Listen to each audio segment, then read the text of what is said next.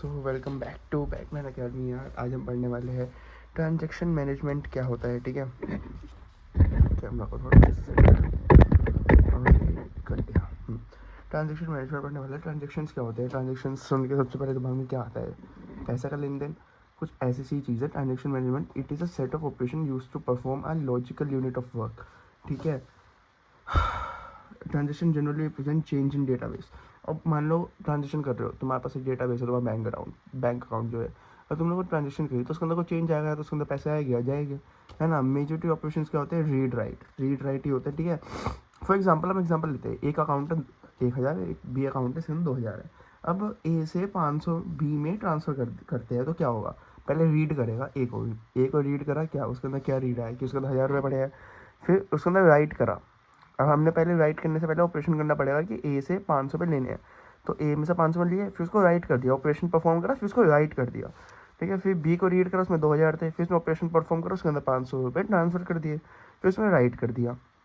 अब पता है, जब तक तुमने ये करा है अभी तक ए के अंदर 1000 ही है, बी के अंदर 2000 ही है। ऑल तो तुम यहाँ तक आ गए हो, अब भी इसके अंदर 1000 और 2000 ही है। जब तुम कमिट नहीं करोगे ना, तब तक इसमें चेंज नहीं होगा। कमिट करने के बाद इसमें 500 हो जाएगी, इसमें 2500 हो जाएगी। ठीक है, कमिट के बाद डेटाबेस में चेंजेस आएगा। अब देखो, एसेट प्रॉपर्टीज़ होती है। एसेट प्रॉपर्टीज़ नाम से याद हो जाएगा। ए से एटोमिसिटी, सी से कंसिस्टेंसी, आई से आइसोलेशन, डी से ड्यूरेबिलिटी। एटोमिसिटी होती है इधर ऑल और नन। देखो भाई, बैठ लो, या तो सब या तो कुछ नहीं। ठीक है, कमिट जैसे हो रहा है, या तो सब होगा, या तो सारी एक्शन कमिट होगी, या फिर कुछ भी नहीं होगा। ठीक है, कंसिस्टेंसी होती है before transaction start and after transaction completed sum of money should be same. Consistency वही कि मतलब देख, ट्रांजेक्शन स्टार्ट हुई, कितना क्या सम था इसका? 3000। ट्रांजेक्शन एंड हुई, इसमें 500 का से 2500 का, लेकिन सम तो फिर भी 3000 ही है ना, कहीं बीच में पैसे उड़ तो नहीं गए। सिमिलर कंसिस्टेंसी ये कहता है कि before transaction start and after transaction complete sum of money should be same. Isolation होता है सीरियल टू पैरेलल, ये अभी एक आगे सेपरेट टॉपिक आएगा।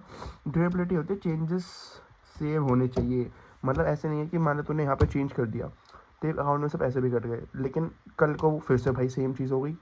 ठीक है, फिर से भाई तेरे अकाउंट में पैसे नहीं आए, सामने वाले से आज तो मान तेरे पास आ गए पैसे, 2500 हो गए, कल भाई फिर से 2000 हो गए। ऐसा नहीं है भाई, चेंजेस ड्यूरेबिलिटी होनी चाहिए, चेंजेस सेव होनी चाहिए। ठीक है, देख आ जाता है ट्रांजेक्शन स्टेट क्या होती है।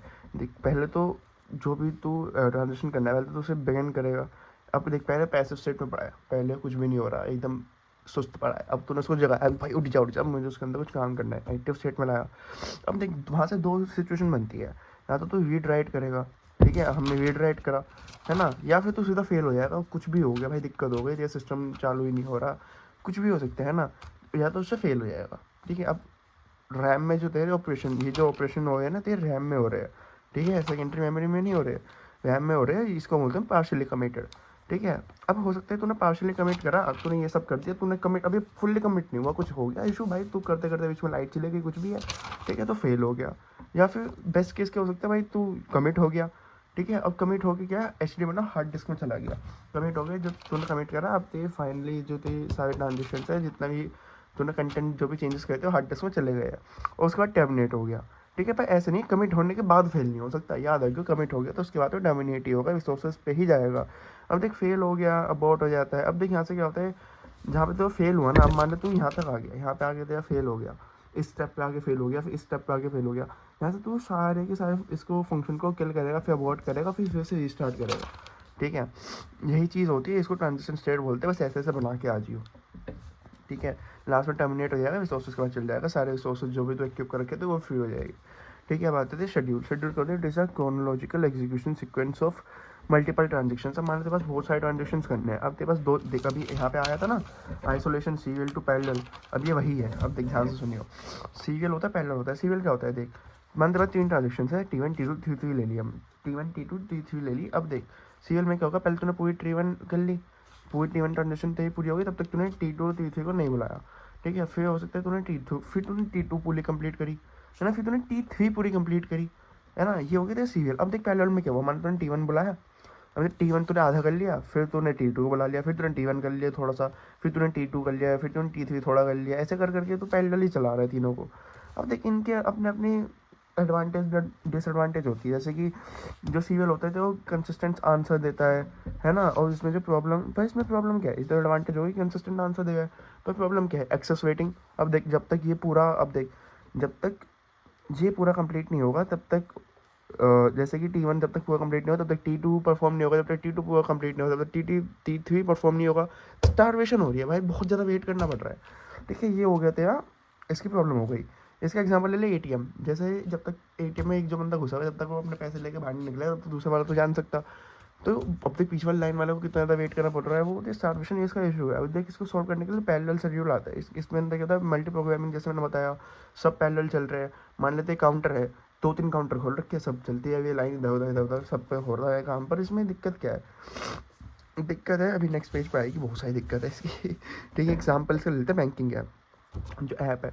ठीक है, अब तो उसके अंदर बहुत सारे लोग, एक ऐप को भाई कितने सारे लोग एक टाइम पे एक्सेस करते हैं, वही मल्टी यूजर्स का पैरेलल शेड्यूलिंग का एग्जांपल है। अब इसकी प्रॉब्लम क्या है भाई, इसमें है ढेर सारी प्रॉब्लम। ठीक है, पहला आते हैं लीस्ट अपडेट। मान लेते हैं one update overwrites another, wrong data store.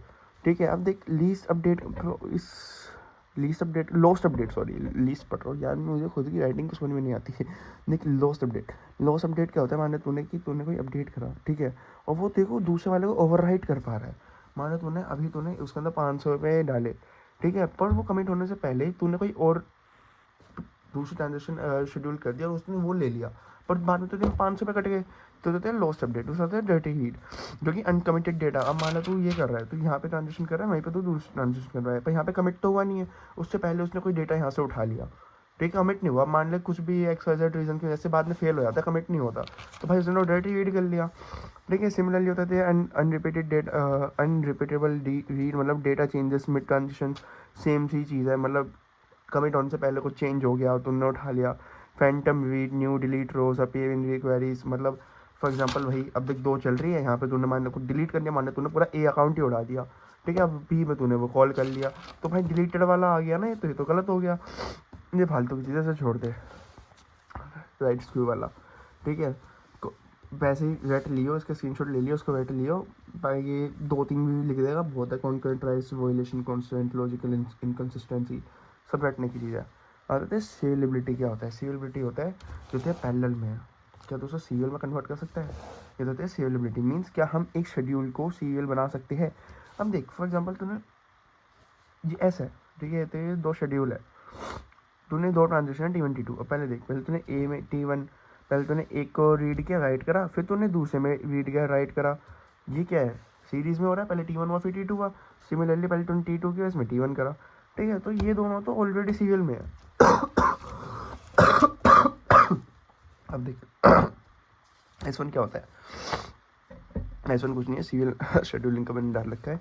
अभी ये पैरेलल में है, बट हम इसको सीरियल में बनाना चाहते हैं। अब देख पैरेलल में क्या, पहले हमने T2 करा, T1 सॉरी कॉल करा, फिर हमने T2 करा, T2 पूरा एग्जीक्यूट हो गया, फिर T1 पूरा एग्जीक्यूट हुआ। तो मतलब T1 और T2 पैरेलल में चल रहा है। क्या हम इसको, हम क्या चाहते हैं कि सीरियल में हो जाए, पहले T2 या तो पहले पूरा T1 हो जाए फिर T2 हो, या फिर पहले पूरा T2 हो जाए फिर T1 हो। ठीक है, हम सीरियलिटी में ना 2 चीज़ें होती है, होता है कॉन्फ्लिक्ट ऑफ व्यू, 2 तरीके से सॉल्व कर सकते हैं कॉन्फ्लिक्ट ऑफ व्यू। मतलब पहले कॉन्फ्लिक्ट समझते हैं, अभी समझते पहले यही देख ले, टेबल देख ले। 3 ट्रांजेक्शन है, ये हमने बना रखे, एग्जांपल लेके। इसके एक पॉसिबल चीज़ें क्या हो सकती है, पहले T1 हो जाए फिर T2 हो फिर T3 हो, है ना, या फिर पहले T1 एग्जीक्यूट हो जाए फिर T3 हो जाए T2 हो जाए। ऐसे करते करते भाई ये सारे केसेस हो सकते हैं। ओके, अब देखिए निकालना कैसे है। 3 ट्रांजेक्शन है, 3 का फैक्टोरियल 6। ठीक है, बात होता है कॉन्फ्लिक्ट इक्विवेलेंट शेड्यूलिंग। कॉन्फ्लिक्ट क्या होता है, अब देख मान ले ये A और B, पहले याद कर, A और B 2 अलग अलग चीज़ें हैं, 2 अलग अलग अकाउंट है। अब मान तू सेम अकाउंट में रीड कर रहा है, तो कोई नॉन कॉन्फ्लिक्ट पे है ना, मतलब ये चीज़ हो सकती है, इसमें कोई कॉन्फ्लिक्ट नहीं, कोई हमें लड़ाई झगड़ा नहीं है। ठीक है, अब इसमें भी देख, अगर मान ले तू A में रीड कर रहा है और B में भी रीड कर रहा है, कोई दिक्कत नहीं है। B में राइट कर रहा है, A में रीड कर रहा है, कोई दिक्कत, मतलब तुम अलग अलग अकाउंट पर रीड राइट ऑपरेशन कर रहा है, कोई दिक्कत नहीं है। ठीक है, बट दिक्कत कहाँ आती है, जब तू एक ही चीज़ में रीड भी कर रहा है राइट भी कर रहा है। ठीक है, सिमिलरली वहाँ पे भी तू राइट कर रहा है, यहाँ पे रीड कर रहा है, फिर तू दोनों में राइट कर रहा है। सेम अकाउंट में अगर तुम रीड राइट ऑपरेशन कर रहे हो, तो भाई पकड़ा है भाई, यहाँ पे झोल आ जाता है। और तो झोल है क्या, हमने 2 शेड्यूल ले लिए। ठीक है, अब हमें ये तेरा पहले किस में है, अब देख पहले T1 हो रहा है, T2 फिर T1, ये थे पैरेलल में, हमें इसको ऐसे बनाना है, हमें इसको सीरियल में करना है। कैसे करते देख, नीचे से पकड़, नीचे के दो पकड़, आर बी और डब्ल्यू ए, क्या ये कॉन्फ्लिक्ट वाले हैं? अगर इसमें कॉन्फ्लिक्ट आ रहा है, हाँ भाई हमने क्या पढ़ा है कि यहाँ पे तो कॉन्फ्लिक्ट नहीं है। अगर तू बी में रीड कर रहा है और दूसरे में ए के अकाउंट में कुछ और कर रहा है, डब्ल्यू बी और ए है ना अलग अलग है, तो हमें तो कोई दिक्कत ही नहीं है भाई, तो करते हैं हम इसको स्वैप कर देंगे। स्वैप कर दिया तो देख स्वैप करके क्या हुआ, एक ऊपर आ गया, एक नीचे आ गया ये ऊपर आ गया, नीचे आ गया। अब देख आर बी ऊपर आ जाएगा, डब्ल्यू ए नीचे आ जाएगा, अब आर बी और आर ए आ जाएगा ऊपर, है ना। तो ए और बी फिर भी चेंज है, अब तो इसको फिर से स्वैप कर सकता है। तो स्वैप करके क्या होगा, आर बी ऊपर आ जाएगा, आर ए नीचे आ जाएगा, है कि नहीं। तो जब ये नीचे आ गया तो अब ये सीरियल में हो गया, सेम चीज़ है। देखिए ऊपर आ गया था, ये देख दोनों इसको ऐसे स्वैप करा, ये ऊपर आ गया, अब इन दोनों को चेक करा फिर ये ऊपर आ गया, ठीक है। तो ऐसे तो इसको सीरियल में कर सकते हैं convert. If non swapping, if no swapping possible then it is non serializable. अगर ऐसा है कि भाई स्वैपिंग नहीं हो पा रही, मान लेते हैं यहाँ पे सेम होता, यहाँ पे भी ये होता है, यहाँ पे भी ये होता है, तो स्वैपिंग नहीं कर पाते तो सीरियलाइजेबल नहीं होता। ओके चल आगे आ जाते हैं, कॉन्फ्लिक्ट सीरियलाइजेबल, इंटरेस्टिंग चीज़ है। Check conflict pairs in other transitions drawn वगैरह वगैरह। एक काम करते हैं इसको नेक्स्ट वीडियो में पकड़ते हैं, वरना फिर ज़्यादा कन्फ्यूजन क्रिएट हो जाएगी।